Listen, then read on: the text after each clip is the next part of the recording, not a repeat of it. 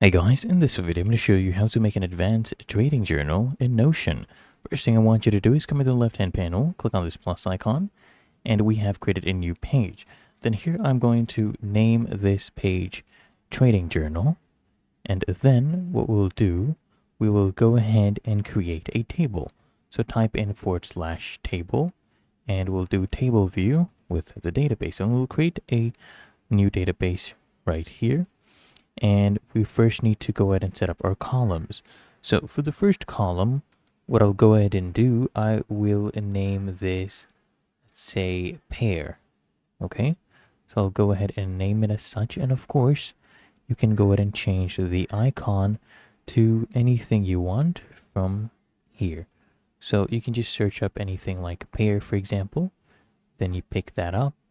And after that, what you can do is you can go ahead and create new columns as well. So this one, I just want it to be a text column, right? So that is what I'll set it up as. So that is what it is now. And you can go ahead and type one in. Let's do Great British Pound / USD, for example. There we go. That will be our pair.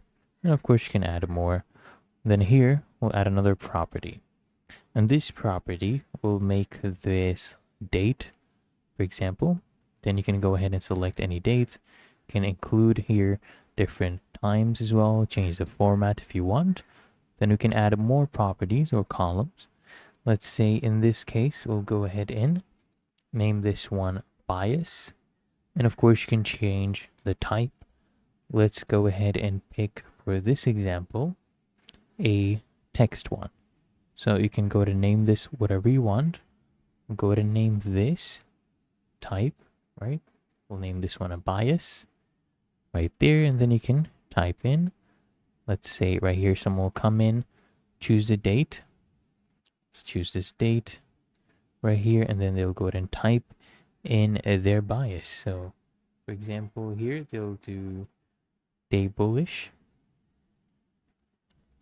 And then we'll have more properties added, and in this case you can do things like point of interest as a property, and you can make this one a multi-select.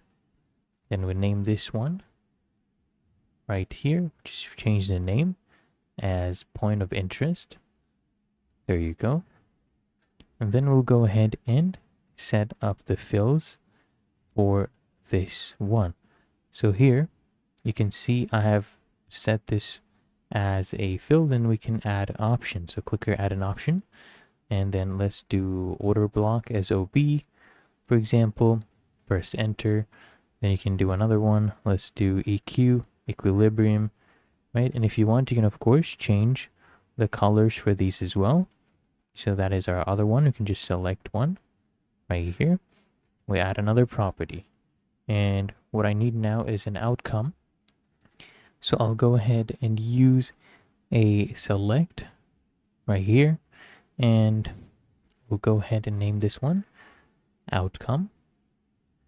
Then we'll go ahead and edit this property and add options. So I want two options, a win and a loss. There you go. Of course, you can change the colors for these as well. We can make this red for the loss. We have that as well. You can pick that up. Let's say this one was a win. And you can add another point of interest as well. We'll go ahead and add another property. So for the last one, what I like to do is a P&L. So this is a number. We'll go ahead and name this one P&L. And then you can edit the property right here. You can show this as number, bar, ring. You can change decimal places as well. You can change the number format. You can do a percentage or even USD. And let's go ahead and type in, let's say, 1%. And really that easy, you basically have your advanced trading journal. Found this helpful? Make sure you smash that like button, subscribe to App Mentor.